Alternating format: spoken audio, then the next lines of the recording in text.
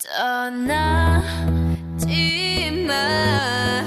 Just stay. 지금 이 시간을 멈춰. Memaparkan kasus yang akan kami bahas di kelompok kami, yaitu kasus Mulyana W. Kusuma, seorang anggota KPU yang menyuap anggota BPK. Dampak dan solusinya akan dipaparkan oleh teman kelompok saya, yaitu Ayu Ramadhani, Askarela, dan Dita Indriani. Kasus Mulyana W. Kusuma. Kasus ini terjadi sekitar di tahun 2004. Mulyana W. Kusuma sebagai seorang anggota KPU diduga menyuap anggota BPK yang saat itu akan melakukan audit keuangan logistik pemilu. Logistik untuk pemilu yang dimaksud adalah surat suara, kotak suara, amplop suara, tinta, dan teknologi informasi. Setelah dilakukan pemeriksaan, Badan dan BPK meminta dilakukan penyempurnaan laporan. Setelah dilakukan penyempurnaan laporan, BPK sepakat bahwa laporan tersebut lebih baik daripada sebelumnya, kecuali untuk teknologi informasi.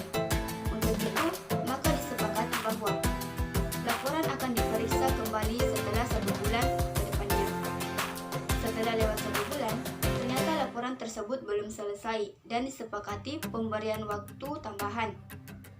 Di saat inilah terdengar kabar penangkapan Mulyana W. Kusuma.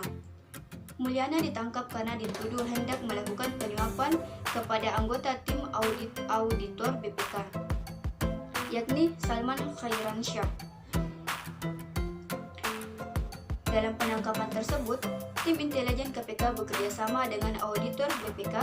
Menurut versi Khairansyah, ia bekerjasama dengan KPK memerangkap upaya penyuapan yang dilakukan oleh saudara Mulyana dengan menggunakan alat perekam gambar pada 2 kali pertemuan mereka. Dalam kasus ini, terdapat pelanggaran kode etik, di mana auditor telah melakukan hal yang seharusnya tidak dilakukan oleh seorang auditor dalam mengungkap kecurangannya.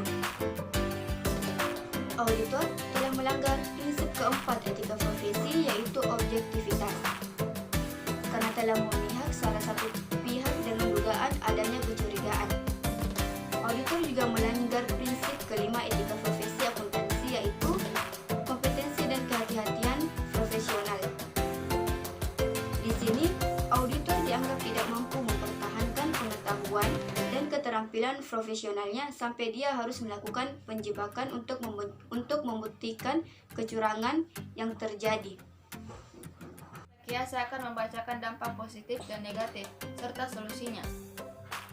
Yaitu, kalau untuk dampak positif sejauh ini kita belum bisa mendapatkan dampak tersebut, karena yang dilakukan terhadap kasus ini adalah memanipulasi atau mempalsukan laporan keuangan yang berkaitan dengan pengadaan logistik pemilu.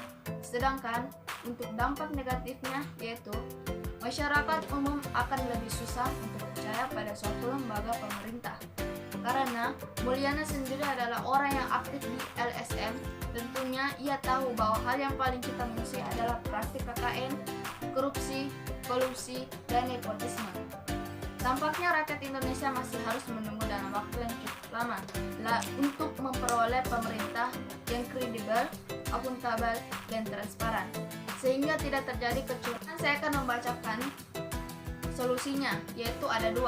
1. Bebas dari kecurangan atau fraud, ketidakjujuran dan kelalaian serta menggunakan kemahiran jabatan atau duit profesional care dalam menjalankan tugas profesinya. 2. Menjalankan kerahasiaan informasi atau data yang diperoleh dan tidak dibenarkan memberikan informasi rahasia terhadap kepada yang tidak berhak. Pembocoran rahasia data atau informasi klien kepada pihak ketiga secara sepihak merupakan tindakan tercela. Itulah dampak positif dan negatif serta solusi yang saya bacakan tadi.